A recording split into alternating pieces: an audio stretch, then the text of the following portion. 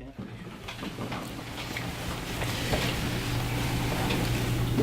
I pledge allegiance to the flag of the United States of America and to the republic for which it stands, one nation, under God, indivisible, with liberty and justice for all. I would ask that everyone remain standing for a moment of silence for Jean Sarowitz, a former CHS teacher who recently passed.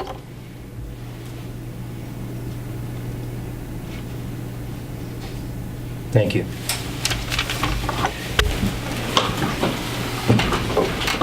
This is the Clinton Public Schools meeting of February 12th. I would ask for a motion to approve the bills. So moved, Mr. Chairman. And a second? Second. Thank you. Motion and a second. Is there any discussion on the bills? There being none, all those in favor? So moved unanimously. And can we have a motion to approve the minutes from the meeting of January 22nd? So moved, Mr. Chairman. Thank you. And a second? Thank you. Any discussion on those minutes? There being none, all those in favor of approving the minutes of January 22nd? Unanimous. Thank you very much. Do we have a student representative tonight? We do not tonight. Anyone from the PTA tonight? No. CPAC?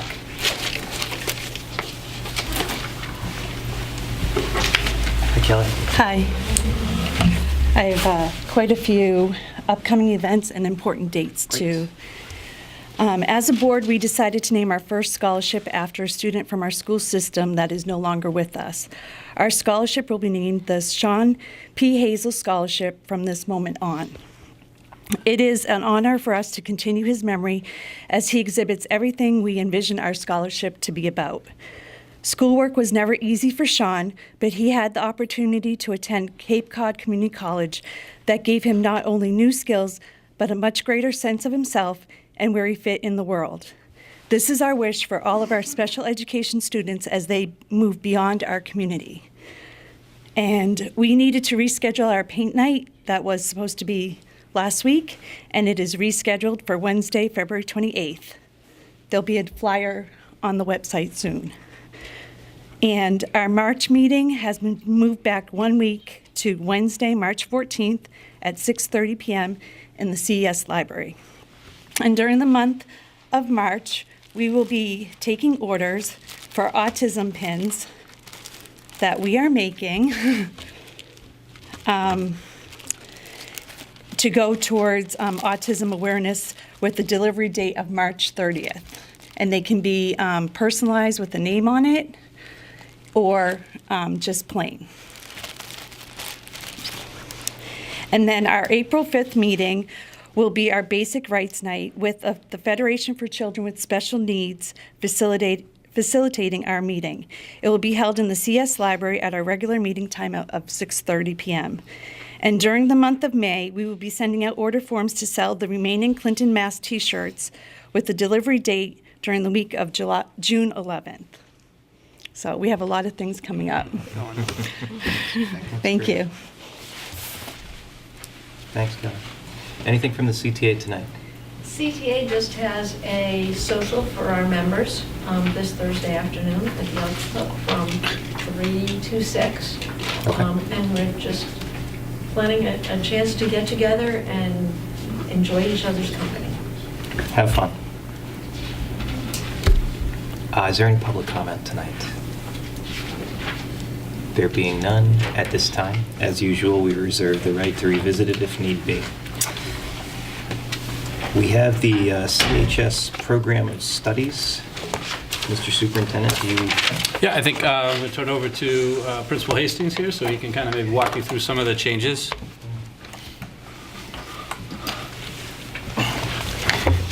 Good evening. You received I think you received this electronically the end of last week. Yeah. So a couple of things is this is a document we've been working on for many years. It's a lot, and the idea of our handbook and just adding to it. And just so you understand it, once we've approved the course through the curriculum committee, the best bet always is to leave it there, even if we haven't run it in a few years. Because of course, I'm looking through some of these that we haven't run in a while, but so it's always easier to keep it in there in case it gets a second life, as opposed to going through all the steps again. So some of these electives are maybe not they have not probably run in a couple of years, but that's why I feel it's still important to keep it there. The first one of the major changes, additions I should say, is on page 20, and that's something very, very new, and that's the early college, the high school. We brought this up. We have talked about this. It's been in the process of speaking, working with Quinsigamond. I did go to a couple of meetings, and people from Quinsig have come and met with Dr. Meyer, myself, and our guidance people.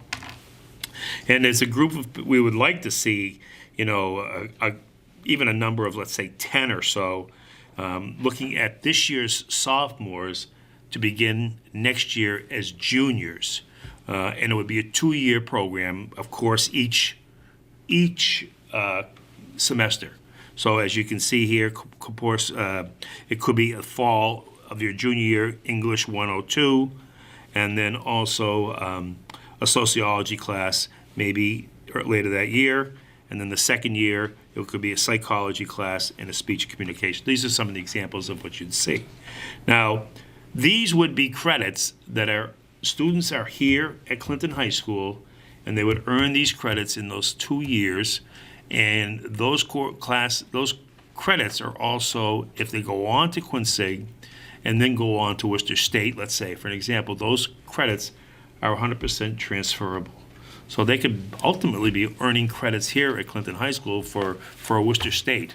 They're very, very open to us. Her name is Christina Hebert. Christina's been very, very sound in working with us and really wants us to try to bring this on the table and start with students. They would even come in and do the testing that they do beforehand right here on site. And this is it's not really, to be safe on this, it's not really the at-risk student program, but someone that's going to be able to handle a course like this. And it's an opportunity for us to take advantage of this in the collaboration with Quinsig. So we've added this to our program of studies, and we'll try to do some recruiting, at least if we get a couple of them this year. Right now, Hudson, Marlboro, and Assabet have all been part of this type of a collaboration, articulation with Quinsig, and we're going to see if we can do some recruiting of that. The field that you're really looking at is not a large field in the idea of the student they're looking for, but like I said, they're very open to come in and doing all the testing for us as well to see what level they have to be at a certain level to handle these kind of courses. There's a lot entailed there in how are we going to weigh that class. Will it be equivalent to an honors class? Could it be an AP class, or could it be just like a college prep class? Those are things that we're going to have to work on. But they're very open, and I think there's great opportunities for us. We do have the VHS classes, but this is something different. There's a continuation there of 2 years, and the transferable credits is very, very tempting for these students. Okay, so that's one of the things, and it's all written out. It's all here in front of you, the core courses, the curriculum, everything. We're going to call that it's called the Early College High School Program. So that's one of the additions, okay? The other one on page 39. I'm sorry, should we Go save our ahead. questions for the end, or do you want us to ask questions? No, you can ask questions, sure. Oh, I was just wondering, so Yep. this would be as an elective that they would choose this class? Well, the English would be part of a core class, so it's not the whole. The other ones would be, some of those courses are electives, but you still have to, you're required to have that third year of English. The only thing that'd be different is you may take that for one semester, and some of your classmates are taking it for the whole year, the English. because the hours are different in a college course as they are for the equivalent. Many times, a semester course at Quincy, hour-wise, could be equivalent to a whole year of English here. So this is an online course, I assume? Yep. Yes, Oh, okay. yes, yep. And so they're paying Quincy for the They would pay part, Quincy would pay part, or we would even pay part, depend. I don't want to be No, making that we commitment might be right able here to now, use- but. We would probably used to be able to use our, like our Title IV grant to potentially either make sure Yeah. that it's affordable to those who are interested who couldn't afford, or to maybe potentially subsidize it for everybody. But it was Yeah. very, even the rate they charge is very, very affordable. Very Yeah. Yeah. So if they take this semester, this would fulfill their requirement for a whole year of English? It could be, yes, it If could they- be, yeah. We'd have to, if they those are took some of the things we Would it still. work out? That's what, It yeah. it so- could be, because sometimes it's not always black and white like that, so just so you know. But we're trying to, I'd say Yeah. those are a couple of the questions you alluded to, that Yeah. we're still trying to, exactly what courses could it swap out for essentially in your graduation requirements? How it would count to your GPA in terms of weighting, Yeah. factoring into those types of things. So Yeah. those are still probably some of the minor details that I know that I think Lauren's been reaching out to some other schools to Yep. figure out how they do it. Guides, And we'll continue that, but at least for now, we want to start getting, we want to make sure we got the courses in the program of studies, so when the kids start getting it delivered to them, Yeah. we have it in there as an option, and we can kind of keep them informed Yeah. of those as we go through. And As Dr. Meyer, it's tricky to find out how you're going to weigh those. I mean, you may find an AP English course here a lot more demanding than a college, or vice versa, so we'd have to see what it is. And the other thing, as you mentioned, if there is a fee, just like sports, if someone comes to us and it's really a need, we wouldn't keep someone from that, that's for sure. Okay? But there are those 4 classes. There'd be 4 classes. An English, as well as it could be 2 Englishes, a sociology, a psychology, and a speech communication. Transfer all Mass State College? Yes, yep, all, yeah, a they're all community in the mass college as transferable well as a block. 4-year college. Yep. Okay, and then page 39, basically 39 and 40 are going to go together, and this is the big change in our system. We've mentioned before that Engineer of the Future is going by the wayside as far as an MCAS test. Not as a course, not that program. We're going to keep it because there's a great value in the technology and the engineering and what have you. But as far as a science requirement for MCAS, and this is the opportune time. At present, we run a physical science, we run a biology, and then we run the chemistry for the first 3 years. And obviously, with the ELA and the math, their sophomore year, we do not like seeing sophomores taking a biology if we could avoid that. We had that at one time. It was very difficult. It's a lot of weight for 1 year. So we have been using the engineering as a freshman MCAS. We decided that we would change the physical science and make it a physics class. Now, that's what this is all about. The introductory physics is what we will call this. This will be the first year science class for all freshmen. Introductory physics and also an honors introductory physics. Not a lot has to be changed on this from the physical science because according to the standards for the state, there is no standard, really, state standards for physical science at this time, the Department of Ed. It's basically closer to a physics. So we would make that change, and all freshmen would take an introductory to physics and a honors physics. We would also keep, just to be sure, for the upperclassmen, there's still an AP physics, but this is for all freshmen. It takes most of the components of what we know of physical science, because over the years, physical science has changed and developed into basically a physics class. So it's right here. I mean, I don't think I have to read it all for you, but the whole concept of changing this and making this a physics, so all freshmen will be taking physics. We have been using the conceptual physics book for the juniors, because the juniors and seniors do take a conceptual physics and a honors physics. But this would be something, the same book could be used for freshmen for the honors physics, the introductory physics. Right now, if I think that there's an interest in buying new books for that, but believe me, the way that Mr. Cermak has developed this class, if we are able to, a lot of different ways of adjusting and adapting and copying and notes that he's developed in workbooks would carry students through right away. But I'm not really worried about that as far as any textbook, as far as everyone right now. But this would be a whole new pilot this year, and I think that it's pretty well, it would be a good adjustment. And again, the end product, not that this is why we're doing it, but it was an incentive, is the fact that we are losing the Engineering of the Future as an MCAS, and this would be something that would make sense. So the introductory and the physics. And the only other one is page 53.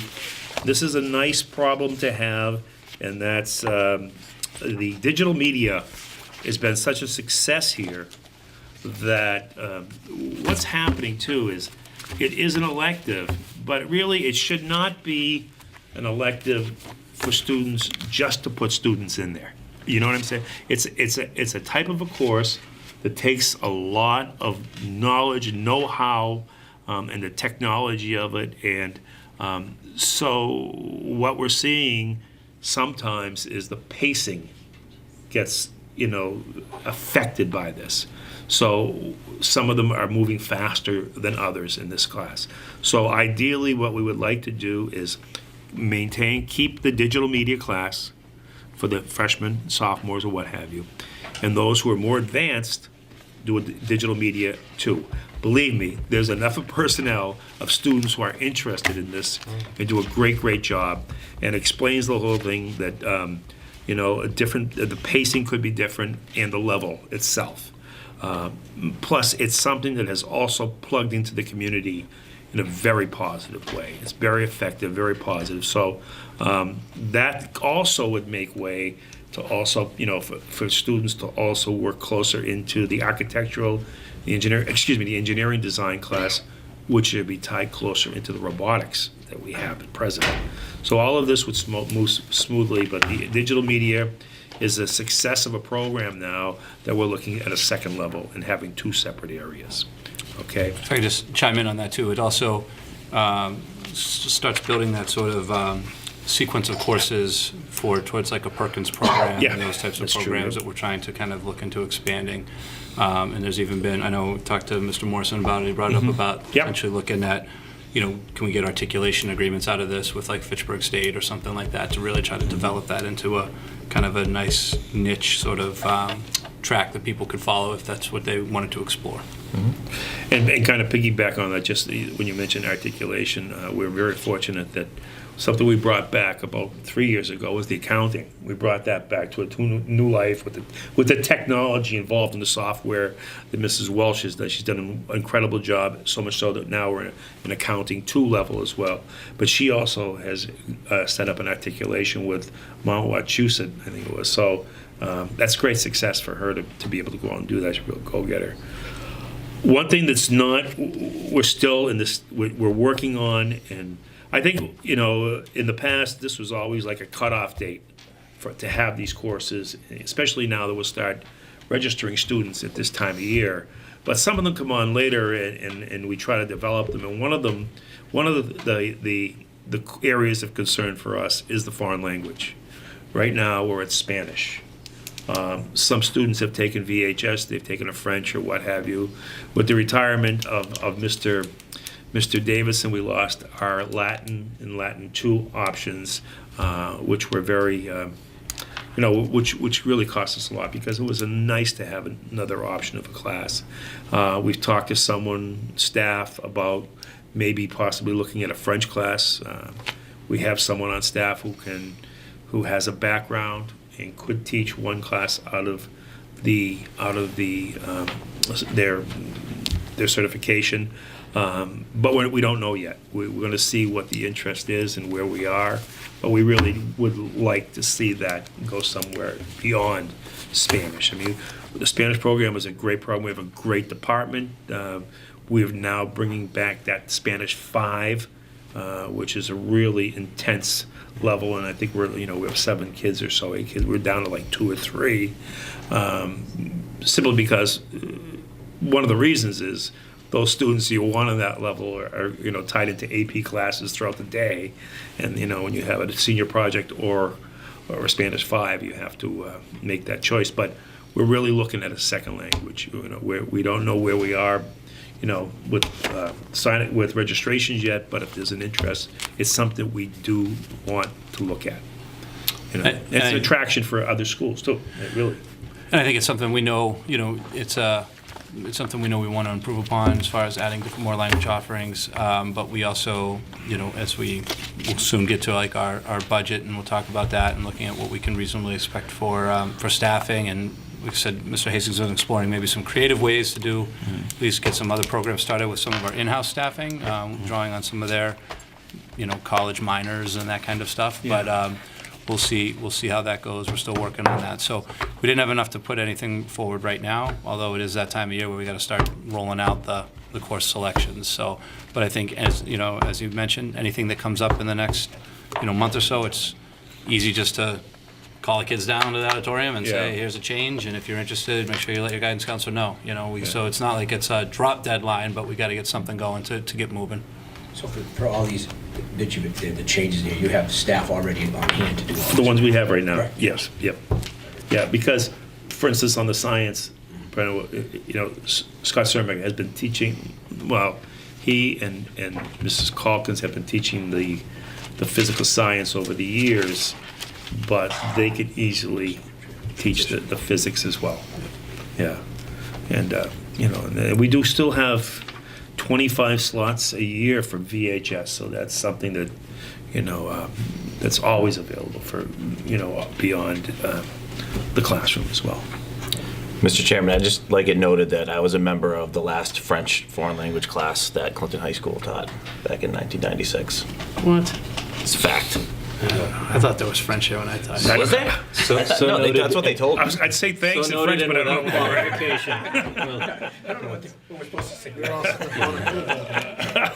Are there any questions? Make a motion on that, or- Wait I a just wanted it second. noted. Can we recruit? Can Do you want to teach French 1? Are there any questions for Principal Hastings on the program of studies and the changes? No. Any further questions? Do we need to? Yeah, if you could make maybe a motion to just approve it so that we could then go forward approve with the changes. Yep, and if we have All right. subsequent changes, we'll bring them back to the committee and let you know. I'll make that motion that we approve the Is there a second? Second. Any other discussion? I just have one question. The physics for all as freshmen, was there any discussion about a level of math that they would be expected to have coming into class? And clearly it doesn't seem like it's a concern, but No, I think that they, they're coming out of the middle school now with algebra, so I think that would probably be something that I would guess. And I think they've run it more of, it's more of a Yeah, it says it in here. conceptual type physics, I Yeah. think, where it's, they try to not, they're not going to be taking derivatives to figure out acceleration, but but I think the way it's written, because it is written as an introductory physics test. Mathematical concepts, that's all it I says. think at the curriculum meeting, you mentioned that Yeah. it was an algebra level. Yeah. Yeah. Okay, So so most I- would have at least a pre-algebra and algebra when they come in. okay. Any other questions? All those in favor of accepting the program of studies as amended, please. All right. All right. Unanimous, thank you. Okay, just a quick note, we did have, Oh, yeah. as mentioned today, I'm sorry it was not a big news item because it really happened quickly. The Boston Bruins organization called Be Fit, it's under the umbrella of the Boston Bruins, and the National Guard did a presentation today, and we only found out about it Thursday. 2 of our students entered our name at a Bruins game as a high school to be chosen, and we were chosen. And that happened a couple of weeks ago, but we were told Thursday that they'd be coming today. So it was well done. It was really well done. They spoke together, the Bruins organization, and the National Guard on leadership, healthy lifestyles, cyberbullying, bullying, and the risks of social media. And they did it was a 45-minute, almost an hour presentation. We brought the 8th graders over too, and it really went well. But like I said, we put it on the website, but it happened so quickly, so we had to get it together really, and they were great. They were really, really good. And they had, with the middle school, the 8th graders, the room was filled, and our kids were very attentive. As a matter of fact, they made that comment about, they talked about teamwork. That's what the whole thing, and the good things that happen with teamwork. And they made the final comment about the way you responded and intended to hear today and listen shows that there's teamwork going on. And it was really nicely done. It was just, it happened quick. It was free. Anytime you have an assembly free, and it was a great message, and we're really grateful to the Bruins organization and the National Guard for what they did. So I just wanted to let you know that happened. Thank you. Okay, thank you. Thanks very much. Okay. I thought that was a French teacher right across the hall from me, but They told me I was the last. That's what they said. that's gonna you're not gonna think about anything. I just want to know. I mean, maybe early 2000s or something. All right. Moving on, Mr. Superintendent. So the first thing, just an update on a couple resignations and a retirement. Brenda Rolfe, who was hired this year as the middle school ETL, has resigned from that position. She accepted another position to go back into a classroom in another district. It was more just about getting back into more of a teaching role with the students. Nicole Little, who you met last month, was a pre-K registrar. She was offered a promotion basically at her previous position, so she'll be leaving for that. She is sticking around through the end of this week, which was when the application deadline for the pre-K ended. So she'll finish out that application window, help us with that, and make sure we transfer all those materials over, and then she'll be going back to her previous employer for that. And then Brenda Seymour, ESL teacher here at the high school, retired.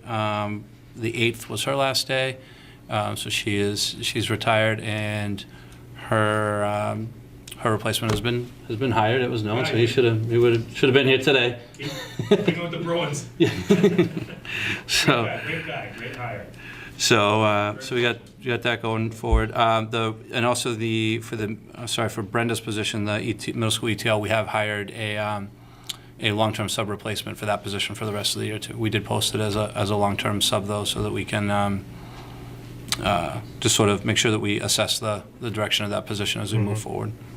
Steve, when you're talking about the pre-K registration, I know we got a week left. Do you know ballpark? Are we at max, close to? Look, we're gonna. I'll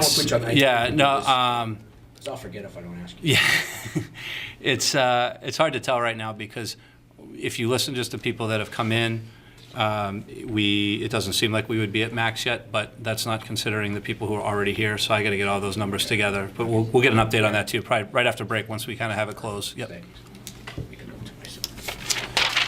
Good question.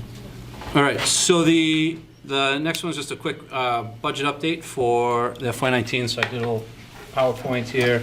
You do have a packet, the long, big paper. So I kept a lot of this beginning the same as the preliminary presentation, and I won't go through the whole thing. Remember our theory of action we had about getting a vertically aligned comprehensive curriculum, providing support to teachers to ensure best instructional practices are being used, utilizing assessment data to tailor instruction to meet the needs of all students, supporting engaging students and parents in instructional efforts so that our instructional efforts can be more focused and efficient, resulting in improved student achievement. So that was still our theory. That's still the things we want to accomplish with this budget. And then, if you remember last time, we talked about a bunch of different things that we were doing to address the specific objectives. And the only reason I included this is because these haven't changed. So we're going to go through and talk about changes in the budget. But if you look at the things that are here, none of that has had to come out yet. Nothing like that has been compromised in any of the changes yet. So I think I just want to make sure we clarify that right now, what we're going to present tonight really hasn't impacted the improvements that we're hoping to make next year.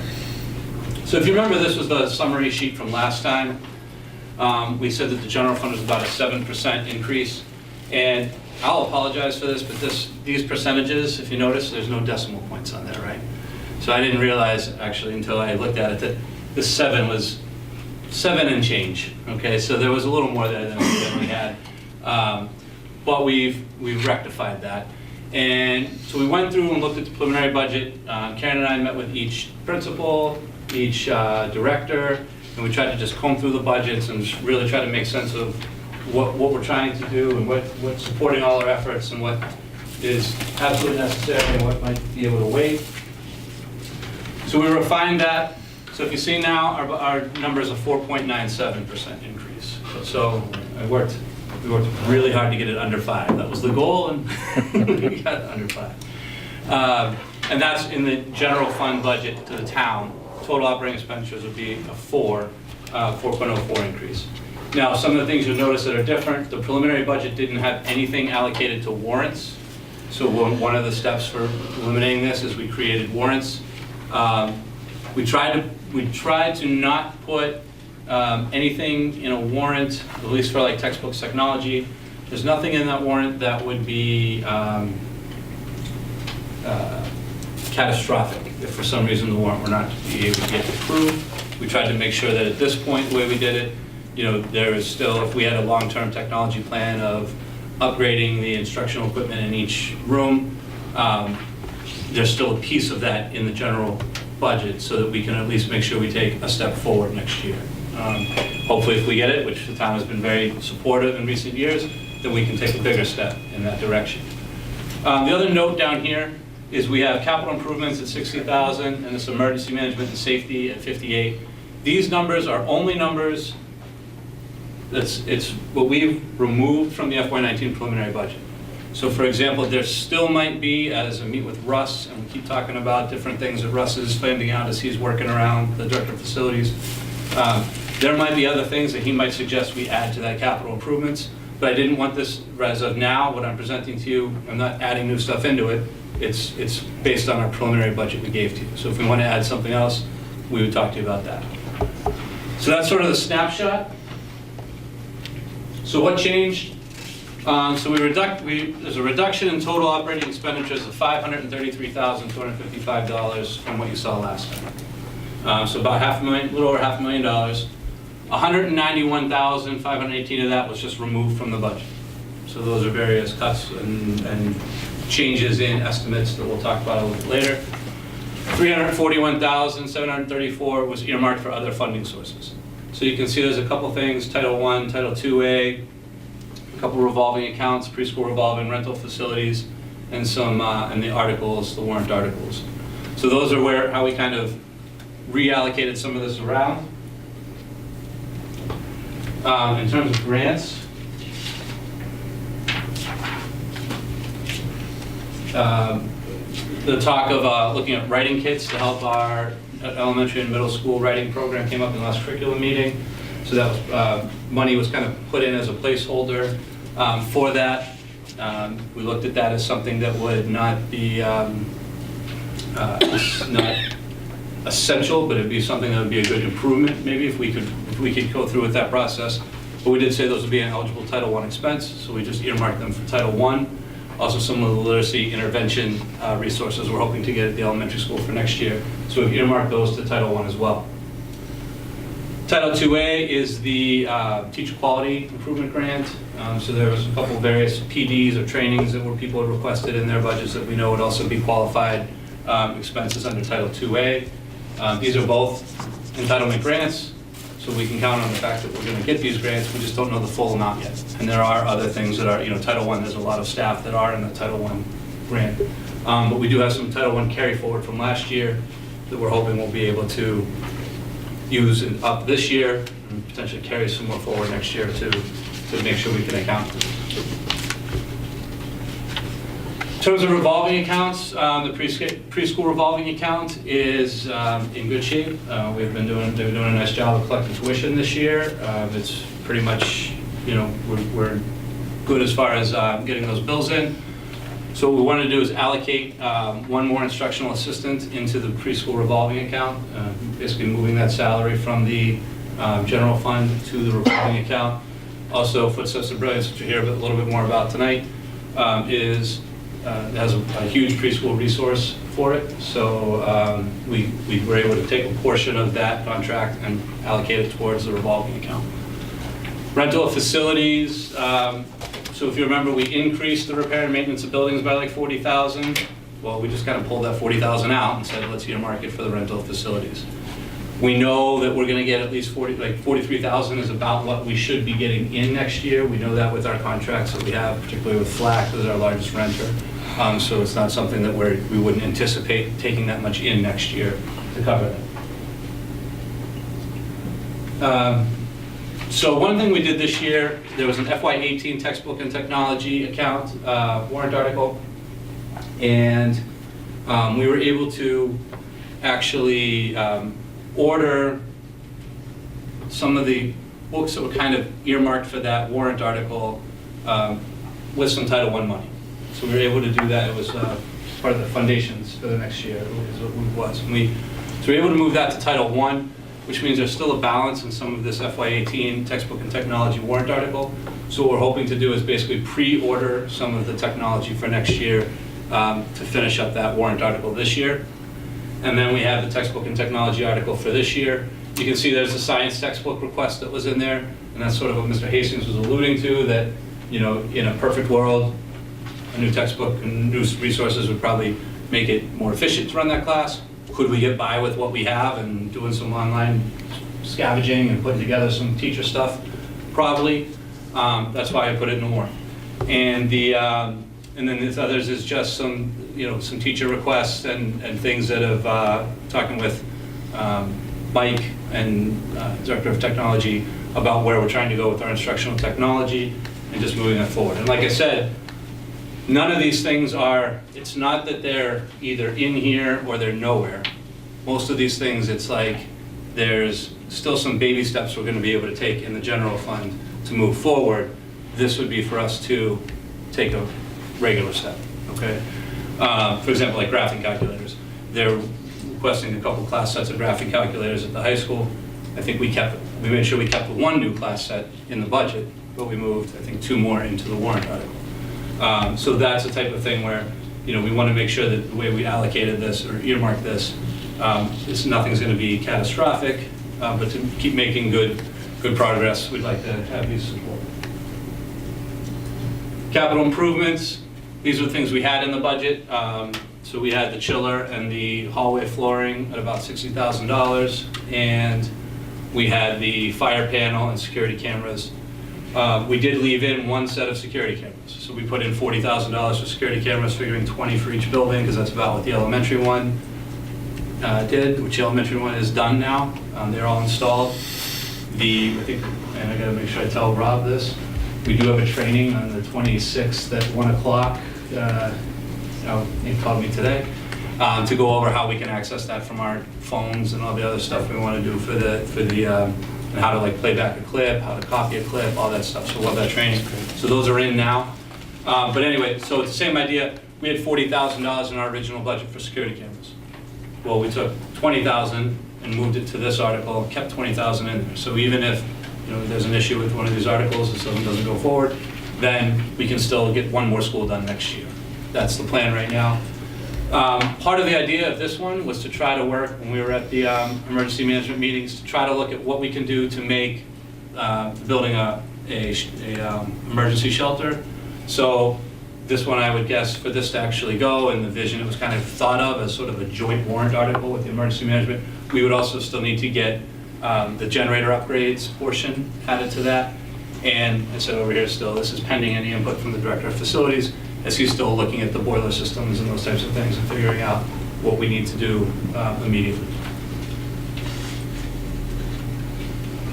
So some of the things that were cut, I said duplications of technology and software. Basically, as teachers might request different things, we had different things as administrators who we're trying to work on. We have a vision for kind of what we're trying to do with technology. So those are some things that we just felt was either there was a redundancy in some of those requests, or not necessarily, I guess that's the best way to describe it.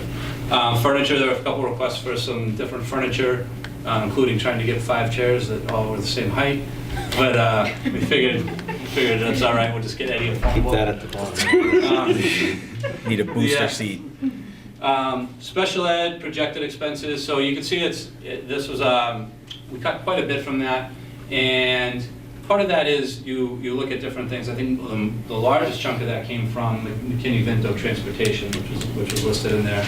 And it's just like anything when you're looking at these, you're taking like a snapshot in time and you're trying to project. And then when we sat down and we look at it then a month or so later, we sat down with the director and Karen and I, and we would look at we would actually study our historical expenses in that account, as well as our year-to-date actuals, and then talk about if there were any major reasons why we were anticipating a different change. So I think we just tried to more closely align those. But like I said, the bulk of that came from the McKinney-Vento homeless transportation. The seasonal groundskeeper, we looked to eliminate that position. However, there's still if you remember, one of the things we added in the initial proposal was an additional full-time floating custodian. So the idea was the seasonal groundskeeper might be gone, but we're still hoping to add that full-time position where that person could be, I think when we would post that as a floater, that would be someone who could help outside and inside. So it'd still kind of be there, but it's, you can think about it which way you want to do it. Did we eliminate this, or did we make this full-time when they're going to help inside? It's the same thing. We had increased the student helpers line. We took the increase back out and just kept it where it was. The part-time accounting clerk was in the central office. Eliminated that position. We did have Brenda Seymour retired. Obviously, I just announced that, so we had the new hire, so we were able to kind of get an idea of what that looked like for a salary projection for next year and adjust that. And miscellaneous is just sort of, you're looking at certain things and we say, why did you increase this by this? And we look at the estimate and say, well, we're going to knock it down $500 or $1,000 or something, and just kind of go through. So that's where it is. I don't think there's anything on here that, like I said, I don't think there's anything out of this budget right now that stops us from moving forward. What are our next steps, though? Right now we're at a 5% budget increase to the town. So we know that we're probably going to have to land closer. We're going to have to be in the 3s, most likely. So we're going to look at, next step is for us to come back to review staffing. That'll be one of the first things. I think it's Monday the 26th. We have a principals meeting to kind of come back and review some staffing things. One, we'll be looking at retirements. Obviously, as we go on, we start getting a clearer picture of who's retiring. We did do the retirement projection forms in December. Even when you do those, you still get a lot of maybes. And we're starting to kind of, as we start figuring that out, we can see if there's any savings through retirements, which we are anticipating some.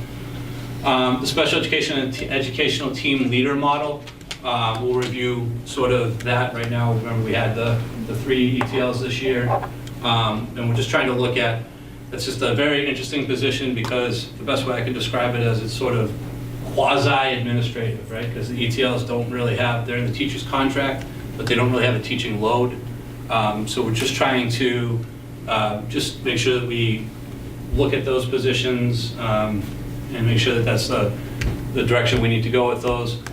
Some of the specialist positions, I kind of just put specialist positions. I know one of the things was, if you remember, our original staffing kind of called for trying to add maybe a guidance counselor position that was sort of a vocational specialist guidance counselor between the middle school and the high school, those types of things.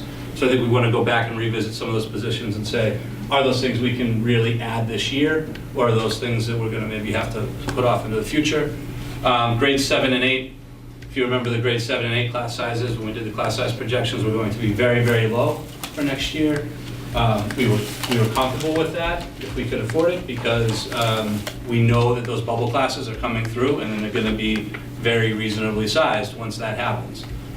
So the question is if we're going to be able to do that or not. So we will review that as an administrative team. Also going to look at our leadership models in terms of how we're best supporting English language learners and athletics. So I know that that's 2 things that come up. So this is a lot of, those changes by, one position has a huge impact on the budget here, so these are things that we'll be able to look at that I think will help us, make some headway as we try to look at what do we want to do to make sure we're still making progress forward, but it's still going to be something that we're going to be able to afford. We still have to monitor our unknowns, right? So CTA negotiations are in progress, so it's just one of those things that we don't, it's tough. We don't have a hard number in the budget right now that we can say, yes, we know this is what even all the salaries are going to cost. We have some placeholders here and there. Chapter 70, right now, the preliminary Chapter 70, we have a projection of a 1.67% increase in Chapter 70. That's more than we got as an increase than last year. I think last year was 1.6. So, I guess it's moving in the right direction. Unrestricted town aid, the current projection is 3.5% to the town. Out-of-district placements are one of those things, it's a snapshot in time. And we made the first draft of the budget, it was a snapshot in time in November, December. Then now we got to revisit that snapshot in time and say where are we? And I think that's something that just sort of the out-of-district placements is something that we'll make sure we continue to look at, probably on more of a regular basis, maybe including as part of our quarterly budget updates, just because that has such an influence on, can have such an influence on the budget and circuit breaker and those types of things. And circuit breaker, right now, I think this year was funded at 65%, and next year it's budgeted, they're projecting and forecasting maybe 67 to 68%, but we don't have a whole lot on that. My plan is hopefully to bring some staff change proposals to you on February 26th at that school committee meeting, so that you can see any of the staff changes that we come up with that we're thinking of incorporating into the budget. So we'd like to get those proposals to you on the 26th. They probably won't be in your packet because we're actually going to be meeting that morning, so I'll just review them with you that night. And then hoping to give you a full budget presentation on March 12th, it should be a meeting after that. That will have a complete budget booklet as far as, it'll be a whole presentation with a letter and plans and all kinds of stuff. And I know, Mike, you had asked about approximate per pupil expenditures. We'll work on trying to get that for that at that time as well. The only sort of issue we have is we've got to kind of approximate that because we got to get the figures from the town's contribution to figure that out. So it's a little difficult because technically we got to get like the health insurance and all that kind of stuff in there. So I think that's pretty much the update I had for you as far as where we stand right now on our budget. I don't know if you guys have any further questions. Questions for Dr. Meyer? Go ahead. Just a quick question. Yep. The circuit breaker number that you used, the 750,000, Yep. was that based off of 68% or was that based off of the 65% when we were basing from last year? I'm basing that off, that number is based on what our anticipated revenue of this year would be. So it's off the 65%? Yeah, Okay. yeah. It's good news. I thought it might be going down, but it sounds like it's possibly going up. It's You great. never know. Until it's not, but Yeah. I think it's, when you look at this stuff, and it's always just kind of a battle, right? So, taxes can go up 2.5%, tax base can go up 2.5%, that the unrestricted town aid is going to be 3.5%. If Chapter 70 is only going up 1.67, that's why, that's why you sit there and you can say, we want the town to support us and stuff, but I think they do, because it's hard to get to 3%. So I think anywhere we're in that, anything over 3%, I think is great for us. So I think that's where we need to, especially with the support of the warrant articles, which the town has been given. So I think if we can kind of keep doing our due diligence to try to get this a little closer to 3, I'm hoping that we can be in the 3s, give you a budget that on March 12th that hopefully we're pretty comfortable with, and that maybe that's one that we can more seriously go and start meeting with like the selectmen and FinCom and whoever about, and then get some feedback from them, and then if we have to go back and cut more, we'll figure that out. But I think our plan will be to get you a budget by March 12th that allows us to make the steps forward and is hopefully reasonable in terms of what we can expect from the town, and then we'll have to start seeing where all those projected figures go from there. And just two things, actually, more for Karen, but I see in here you get the FY17 budgeted and actual. Can you either email me or give me a hard copy of 15 and 16? 15 and 16. FY15 and 16, where it says budgeted and actual. You got 17 on here. I can just yeah, either yeah. pick it up from you or you can email it to me. I don't care, whichever's easier. Yeah, it's just hidden, I can just. Yeah, Yeah? and the other one, I like that up here where it shows what the warrant article for books and technology, what you're asking. Can you show me the ones for the last couple of years? In other words, I think in the last, and I might be off, but I think in the last 3 years, it's been about, what, $250,000? I think it was 100, 150, 100, So would it make sense then, would you like to see sort of a line item executive summary of? For the last couple, I mean, I see it for this year, and I think that's great. I just, I wasn't here the last couple of years, that's my point. Right, So- so basically, like last year, there was a textbook and technology audit for Right, what did we $100,000. spend on? What was it for? Yeah, thank you for, So, I was trying to say that. So like the bulk of that would have been science textbooks, that Right. kind of stuff. But you Yeah. just I went- just yeah. did the columns. Yeah. I just have to unhide the columns for you. thank you. Perfect. Thanks. Thank And then for the Any- warrant articles, you want, Yeah, how just- many years back? The same thing, Just 16, 7? 16, 17, and 18, Okay. because I think it's only been the last 3 years. Yeah. Yeah, So- I haven't been here after that. So, it probably helpful, so the year prior to the override, and forward. Right. Okay. Say that again? Year prior to the override forward, so that's FY 15 and up, Okay. I think. 3 years payment. Yeah. Thanks. Thank you. Right.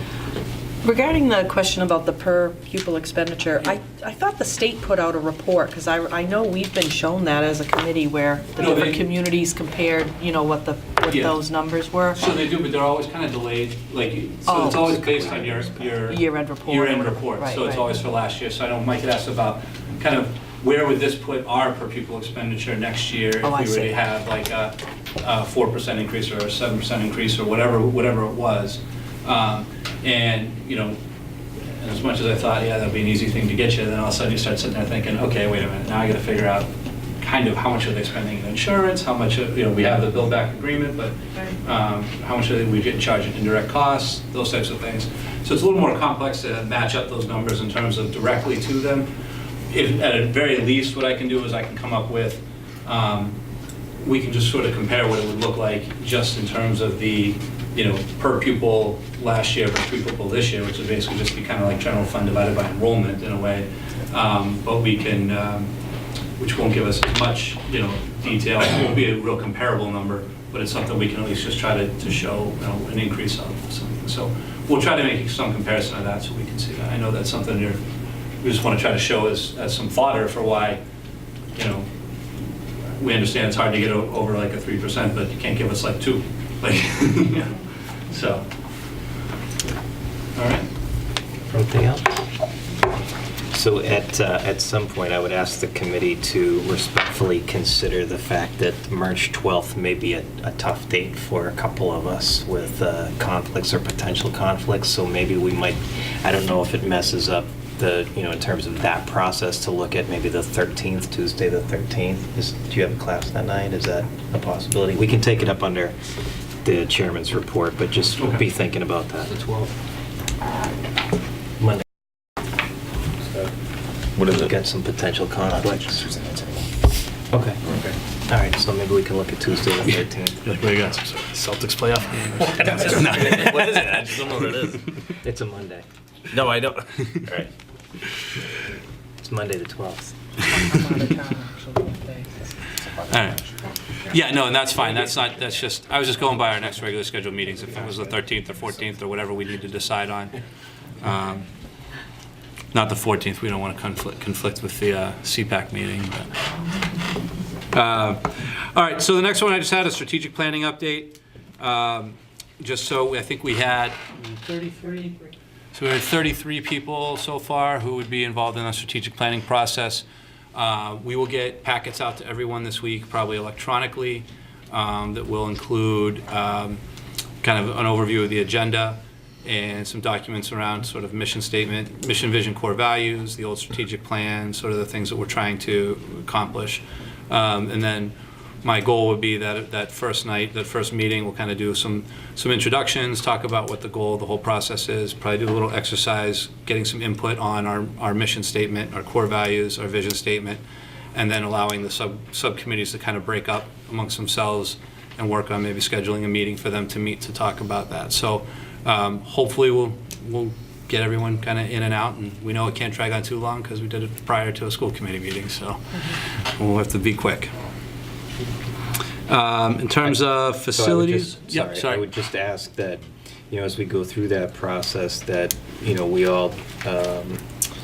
think about those areas where it might be best for us to sort of strategically place ourselves in the strategic planning process, and those areas, multifaceted areas where we're most passionate and can, you know, add our voice, and then also be able to bring that work back to this table as well. And if you have a specific subcommittee that you would like to try to be on and you haven't yet, you can let Mary know. And we got a nice little Google sheet going where we're tracking all that, and we can try to balance those out. If I don't hear from you, then I'll put you where you're needed. So a couple of facilities things. Solect, I talked to Russ today. They're still working on the roof recoating and looking at trying to look at the cost of recoating both these the high school and the middle school roof prior to putting solar panels on, and trying to basically pay for that out of the savings. So they're still, I guess, they're still running into a few challenges as far as looking at some of the aspects of our roof, but that's still in the works. So I just want you to know that. National Grid, lighting, HVAC. So I think there's kind of a little spreadsheet in your packet.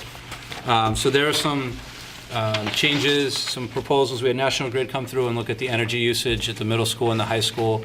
They put together some proposals, mostly switching over lighting to LED and putting some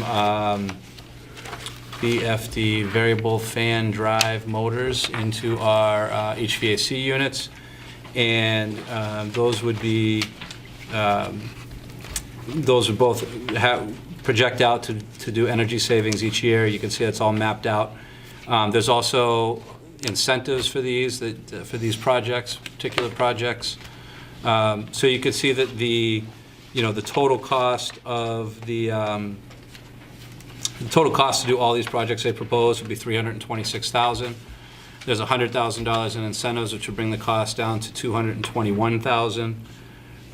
If we paid $31,000 essentially on the bottom line there, it says $30,895. If we were to pay that in an upfront cost now, we could finance the remainder at 0% on our National Grid bills, basically through National Grid as part of the incentive, so that basically it would hopefully be offset with some of the savings. I know Karen's been working on the numbers. It looks like it's, it would be probably about 4 or 5 years till we actually saw a positive payback in the energy savings totally, but it would have a 4 or 5 year payback. One of the things, some of these things you hear, you talk about those things you hear around town, right? I hear about like the lighting in the middle school gym all the time. I don't know why. It's just one of those things people love to talk about, right?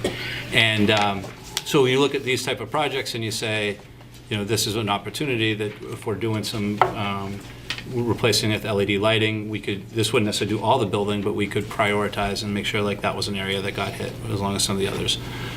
So there's some opportunities here to, I think, kind of maybe address needs and do an opportunity to try to get the energy savings to go with it, so it comes at an affordable cost. So I don't think we're ready to move forward on any of these projects yet. I just want to start sharing these with you. If you have questions, you can ask. These are still things I think that right now it'll be between Russ and Karen and I to kind of work out as far as, do we think that it's worthwhile? Do we think we have $30,000 in a rental facilities or in a repair and maintenance line item that we can go ahead and move forward right now? Or is this something that we want to try to add to a capital improvement grant for next year? So those are the type of things that are, not grant, warrant article, if we wanted to do that for next year. So those are just options. I just wanted to keep you up to date on that. Fire station, I do have a copy of the letter here that we were awarded. If you remember, we did the Massachusetts Urban Agenda Grant to look at doing a feasibility study for the purpose of making that like a STEM makerspace. And we were awarded $25,000 to go forward with that feasibility study. We estimated that the cost of the feasibility study would probably be about $43,000 to $48,000. I think actually I put the whole packet. I think I put the grant application in the packet. Yeah. So we did $45,000 was we thought what the total project would be. So basically, they gave us $25,000, so it's $20,000 we'd still need to come up with. I know that through speaking to Phil Duffy, probably about half of that $20,000 will come from the Economic Development Office from his budget. And what we're hoping to do is use come up with the remaining 10 from the revolving account that's associated with the fire station, which is supposed to be used for capital improvements for the fire station. And I know Karen checked with the accountant, and they said that this would be an allowable expense for that account. So hopefully we should be able to move forward. So I think it'll be great. It's a feasibility study. It'll be a great idea to see where we are. It'll give us some good information about the condition of that building, the estimated cost to bring that building, get it functional. It'll also look at some of the feasibility of even an economic model of, can we make that a makerspace? How does that work? Could we do some sort of partnership to generate some revenue for sustainability through that, those types of things. And then we can take all that information once that's completed, and we'll go ahead and we can make some decisions on which way we want to go moving forward. It would seem to me to be awfully short money, given the fact that we have a grant on the table, plus community development money, plus a small contribution on, well, not small, but a contribution on our part to do the kinds of things that we've wanted to do anyway to assess the viability of this building. Would you like a motion from us to authorize moving forward with that, or are we? I mean, I think we can. You have the money already. I think we can do it because so it's in a revolving account earmarked for that. If you would want to make a motion in support of it, I think that's fine. Yeah. No. Well, that's we have that. That's locked in, what he's going to contribute.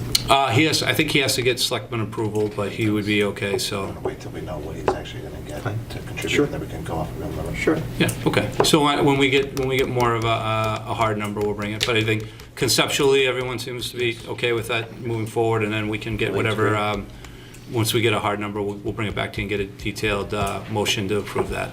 Okay. Fencing, just sort of an update on that. I don't know if I gave the update on this last time or not, but I know that there's been a couple areas of concern. I know there was one concern about fencing between the kind of behind the football field, baseball field area, where there was some people that I think were using, they would drive like ATVs and stuff on the railroad tracks and kind of cut up through our fields. I know that's kind of generated some complaints at the selectmen meetings and different things. So Russ actually was looking into that for me, and he's actually gone out and contacted the railroad company and basically expressed the concern of the railroad company that this is an issue, that basically people are trespassing on the railroad properties line and then cutting into our fields. So we're trying to work through the railroad company as a way of addressing that. We'll see how that plays out, but we are trying to look into that. The other aspect with fencing is through the building committee. I know that down at Vale Street, one of the things they're looking for is potentially adding more netting there to keep some of the baseballs from going onto Water Street there. And we still need netting repaired, hopefully up by the middle school baseball field. We have some money in our fencing article. So I know Russ is going to be working with some of those companies to get some quotes on netting. So he's probably going to look at that too, so we can see.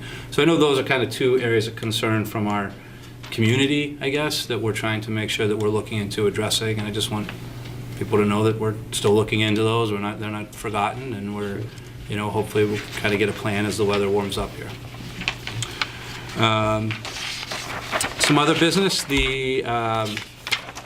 Our van is off and running.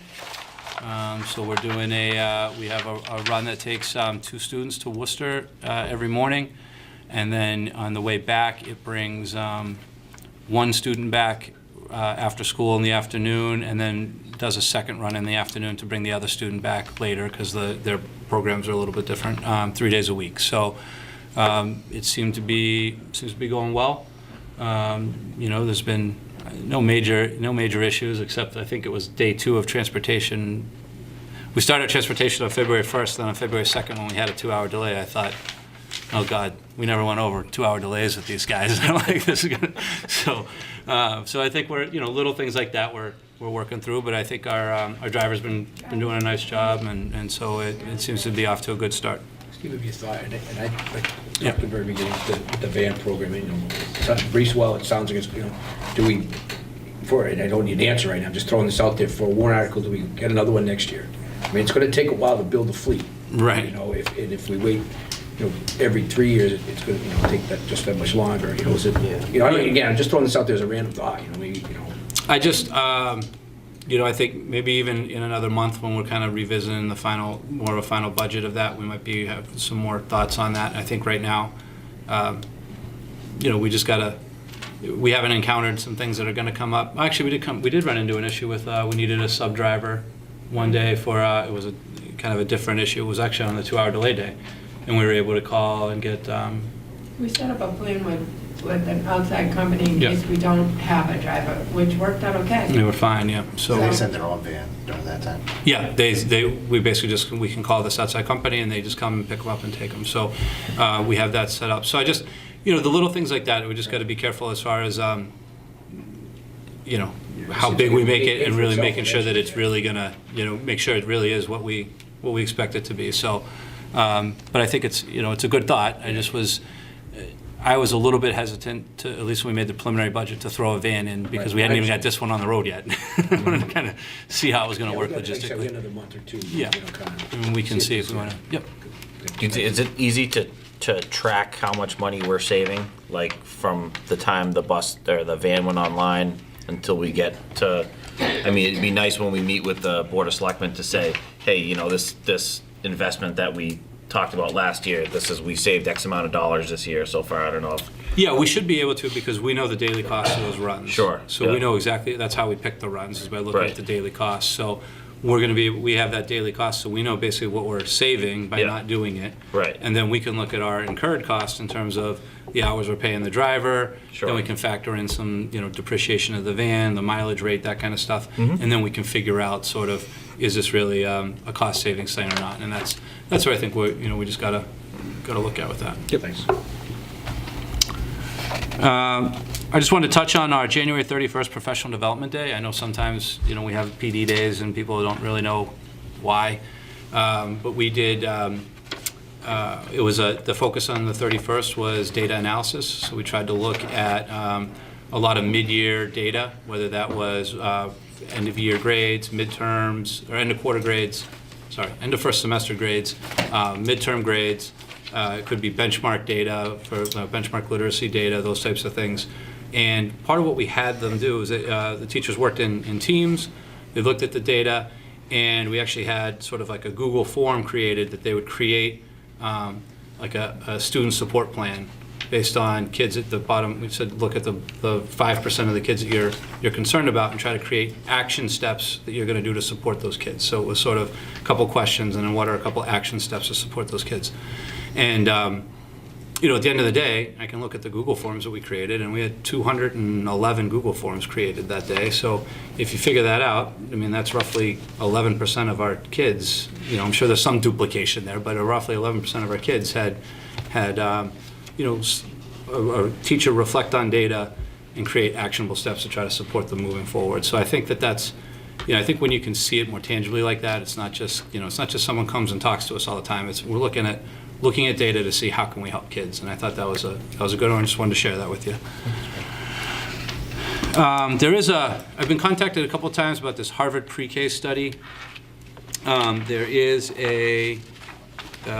information in your packet here. It was following the Urban Agenda Grant. It says early learning study at Harvard, and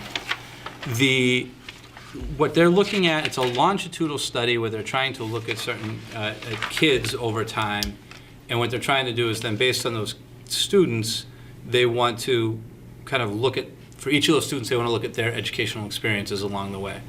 So they're not necessarily evaluating our program, but what they're asking for is basically permission to learn about our pre-K programming so that they have the necessary data for the students that they have in this longitudinal study. They said they did contact us because they already have participants signed up for the study who go to our schools. And that one of the things they would ask is if they would be able to potentially send information home with parents to see if any other people were interested in participating in this study. So, you know, I tried to talk to her, you know, I talked to her a couple of times, and I know that you know, like you said, it's not evaluating our program, it's not evaluating our teachers. It's really just trying to understand what are the aspects of our program that they do, so that then when they try to, basically what they're trying to do is figure out maybe which potential early learning instructional activities have the longest long-term impact as they do their longitudinal study. So in order to do that, they need to know what these students' experiences actually are in like a classroom level. So I told her I'd bring it to the board. I don't know if you're comfortable with allowing us to do this type of study. Like I said, it would be nothing that would be forced on any of our kids. It's something that if a student chose to elect into it, the parents would have to do that. More of what they're actually asking for our participation is just access to maybe meeting with our teachers to learn about the program and our curriculum and that type of stuff. So I don't know if Thoughts, questions? It's fine to me. What do you anticipate the impact would be on, teachers or programming or? I think when she survey explained it, type it was like things? they would just maybe come out and they would want to meet with our pre-K teachers. And then they would just want to send a little bit of information home just to see if other students were interested in participating. It would be a no-pressure thing, and I'd just probably make sure that I could see what they were sending home before it went home, so that I could, if I needed to put a cover letter with it or something explaining that there's no obligation to this or anything, but I could see what their materials are first. Any thoughts or concerns from the principals, or no? Welcome all. Okay. Can we have a motion to move forward with the early learning study and/or authorize Dr. Meyer to do what he needs to do to continue our participation? Or at least a motion to just Allow us to move forward with Allow us to move supporting the forward. early learning study. I'll make that motion. I'll second it. Any discussion? All those in favor? Thank you. I'm sure she'll be really happy, and I'm sure Mary will be happy because now she'll stop calling. We're happy to help Harvard University anytime they need it from us. Well, now that we're basically a pipeline for them. Exactly. The social media protocol, so I did include a social media protocol in here. If you remember, obviously, we did have that event in December. One of the things we talked about in hindsight on that was trying to come up with a better way to respond to that. And so we tried to go through this. This is what we've come up with, a social media response protocol. I don't necessarily think it needs school committee approval in terms of it's not really a policy, it's more of just procedures. But I will try to get it out so that we can share it, share it online. I think the big thing here that we just try to ask people, first of all, in reporting, is to try to take screenshots of anything. So if they see something that concerns them, take a screenshot, share the screenshot with us. That's much better than just sort of vaguely saying you saw something. They can email it to me or the building principals. They can call me or the building principal if they're concerned about it. If it's after hours, they can call the police department, but I just want them to know that the police department will contact us. So they can reach us at all hours of the night. So if there was something that did happen at 11 o'clock at night and someone called the police, if the police were concerned about it, they would reach out to me, and I think that's just important for people to understand that. And trying not to share the information, once you've reported it, if it's something concerning, please report it, then don't try to then share it with 100 people. And then, then sort of walk through sort of our response, how we're going to try to follow through with it. And one of the big things I noted when we came back with our methods for responding and sharing was basically using our own social media, right? Which was something that I did not do last time, which I think when I reflected on it, you said that, when we started finding out about something at 11 o'clock at night or 5 in the morning, and you're like, is this something you send a phone call over or whatever?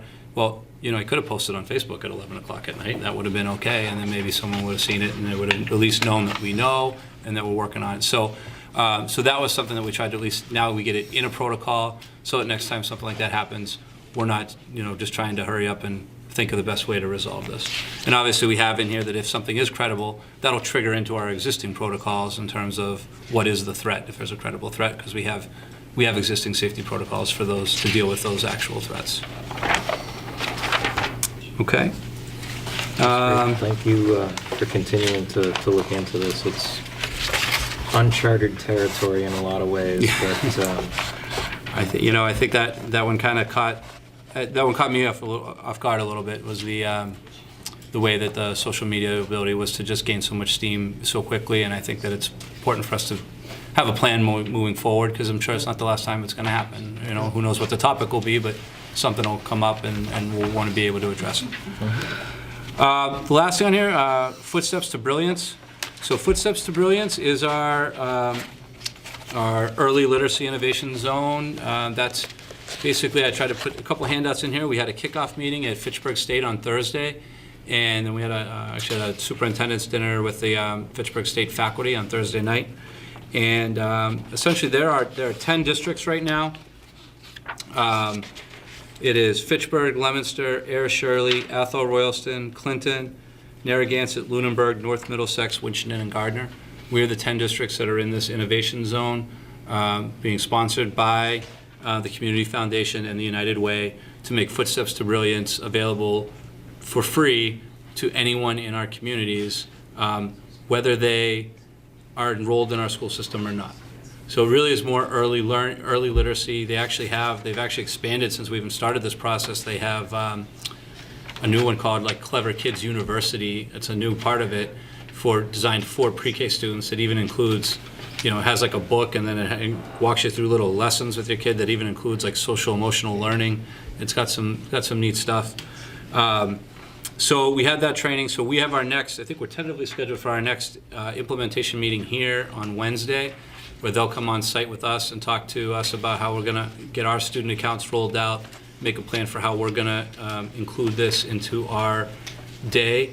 I think what we're probably going to try to do is, for this year, incorporate it into our WIN block, so we can be a support for early literacy at our younger grades.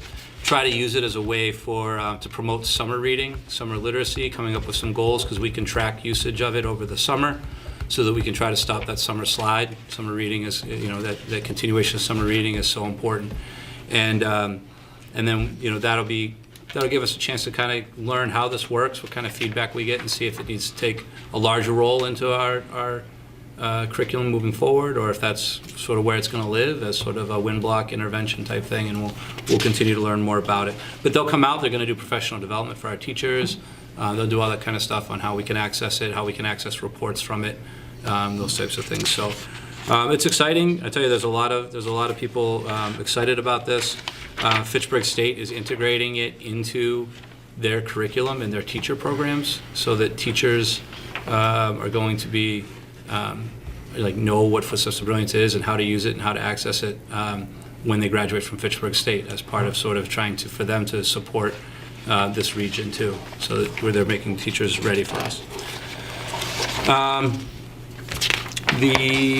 So I think that's really the last thing I had, right? I think so.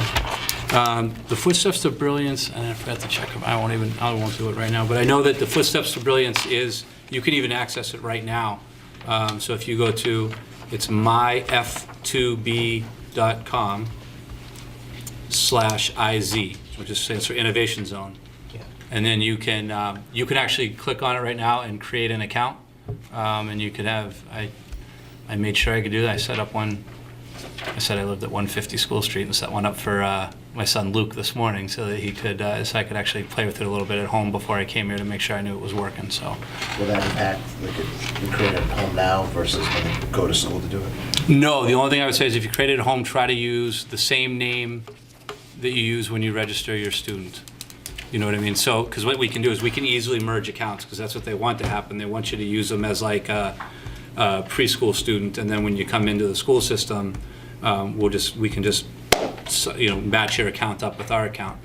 But if our student information system says Michael and yours, and when you say Mike, it might not match up. That's the only thing. I mean, we can do it eventually. It's just another step of. They use a couple things. They use. Because they do use birthdays, I think, to try to match it up too. So.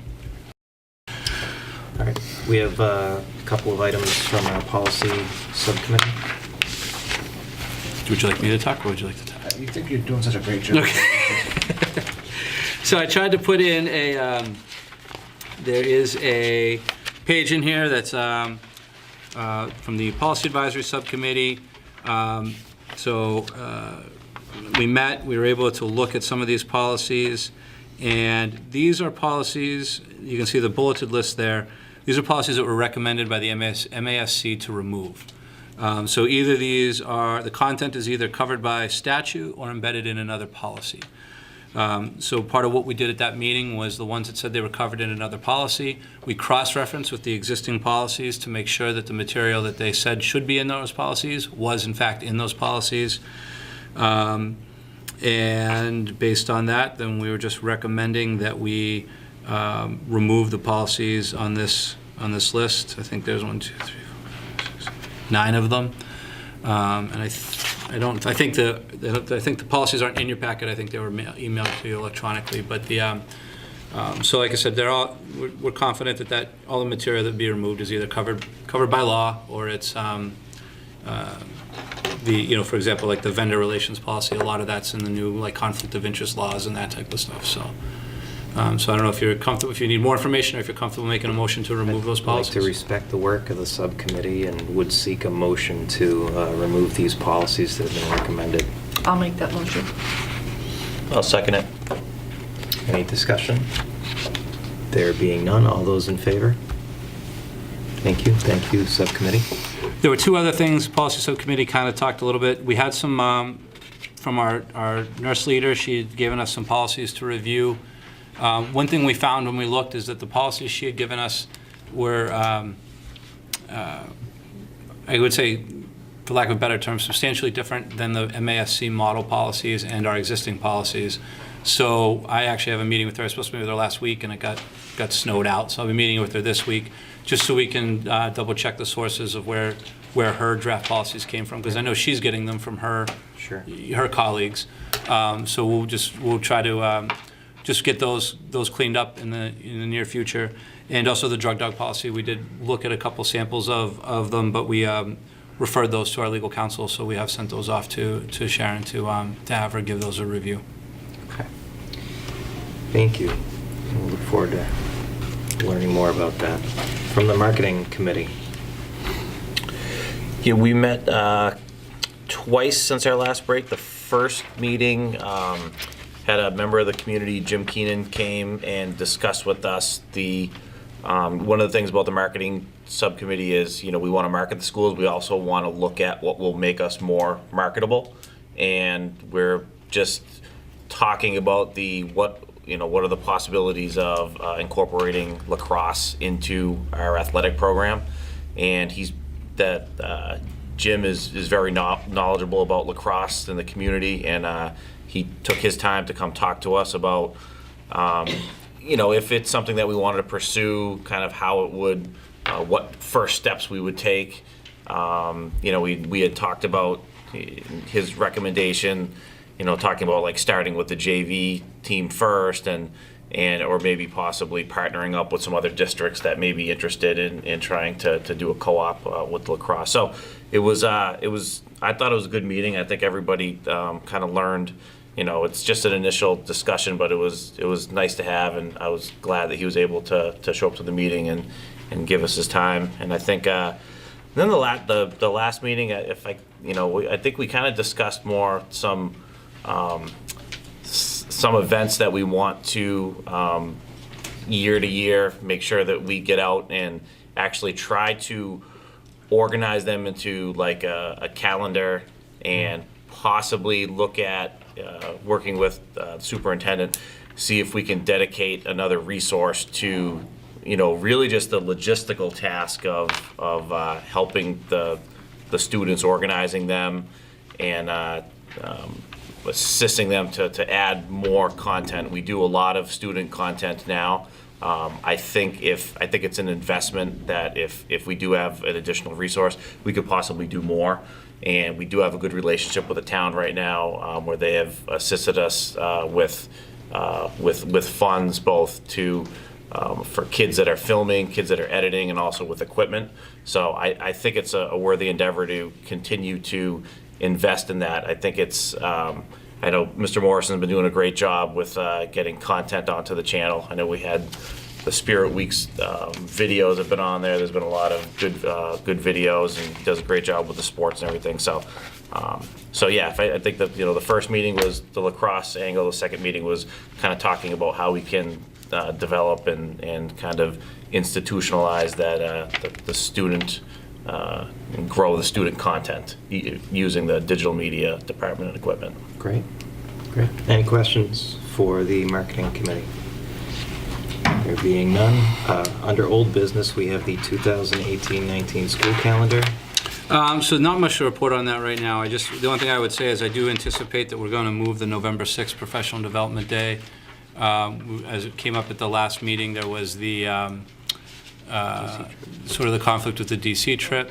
I also know that one of the districts that we were considering possibly trying to partner with is actually not going to use that as a PD day. They're just going to, I think, not have school that day for voting, and their PD day is going to be on a different day. So I think that given those two factors, we will try to find a different day for that.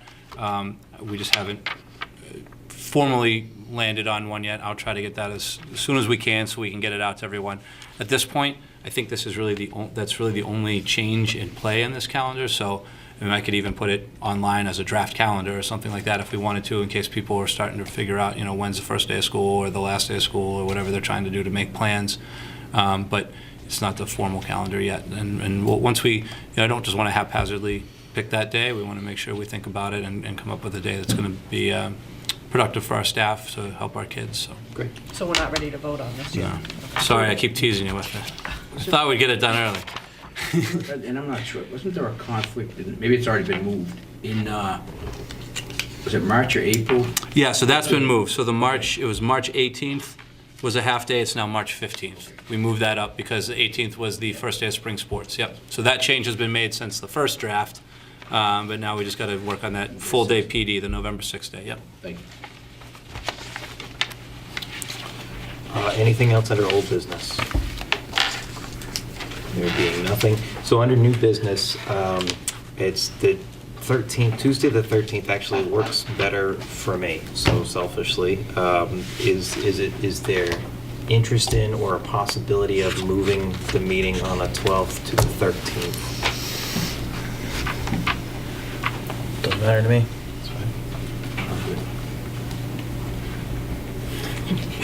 Make sure it works for the Fourth Estate as well. Dr. Myers, does that work for you? Yeah, should be fine. All right. So can we have a motion to move the March 12th meeting, Monday, March 12th to Tuesday, March 13th? I'll make that motion. Thank you. Thank you. Second. Any discussion? All those in favor? Unanimous. Thank you very much. We will now enter into... Can I do one more new business real quick? So I did give you a handout on the that's right, I'm Lions, the Veterans Monument. So over by the Clinton's Veterans Athletics Complex, there is this monument, which stands over there now, but it was never quite finished the way it was sort of intended to be. Members of the Lions Club have reached out to me about their interest in finishing it. They're not looking for us to fund it. They're looking to fund it, and maybe even potentially reaching out to some other organizations like the Legion or something if they needed to. Really what they're looking for us is just basically permission to move forward and possibly some maybe representation on sort of a design subcommittee. I know I mentioned it briefly, but I don't know if it might be a good one to shoulder tap the town veterans official / school committee member. A representative of the school committee that walked in both of those worlds. Wait a minute. I think that's a great idea. Okay. So I'll just I'll let them know that you're going to kind of be our representative to them, and then you can maybe work with them on whatever and bring it back to us. I mean, I think it's great that if they want to contribute to help finish that monument. I think it's a great idea, and and I'm sure they'll do a nice job. I know these drawings that they have look very nice. So. Yeah, they do. They look very nice. Thank you, Mr. Bailey. Do we have to vote to accept that as like a donation or something, or a? I think right now, why don't we just let Mr. Bailey serve on the committee. Yeah. So be the representative for the school committee. And then, once he can work with them, and then once they get a formal decision of this is what we can afford, this is what we'd like to do. Yeah. Then we'll accept the donation and let them do it. Okay. But I mean, at this point, same idea. Everyone conceptually is okay with them finishing the monument. There's no major objections that we want to look into. Okay. So I think once we have a final design, then we'll just vote to accept that at that point. Great. Okay. Any other new business? Is there any other public comment? Mrs. Sargent? Middle school's having their spirit week this week, and on Friday will be the afternoon faculty game. So our middle school basketball teams will play faculty, beginning at 1 o'clock in the afternoon. It's a tradition, and we're hoping to have maybe Dr. Meyer join us this year. I was told I got to get like 8 points or something, Do this. whatever Terry used to average. You need a motion on that? We're all set. And Terry did a Friday good hook night, shot. the PTA is hosting 2 dances at the middle school. And I think the first one is 3 to 4:30 for grades 4, 5, and 6 graders. And then 6:30 to 8 is a Sadie Hawkins dance, and that's for 17 folks. Both on Friday. Great, thank So you. we're excited for us. Anything else? I think the last thing, when you read the motion to go Yeah. into executive session, we will not be talking about non-union personnel tonight. Okay. So it'll just be collective bargaining. Yep. So under Chapter 30A, Section 21 of Massachusetts General Law, the open meeting law, the committee will enter into executive session to discuss collective bargaining With the CTA. with the CTA. The committee will not reconvene. This requires a voice vote.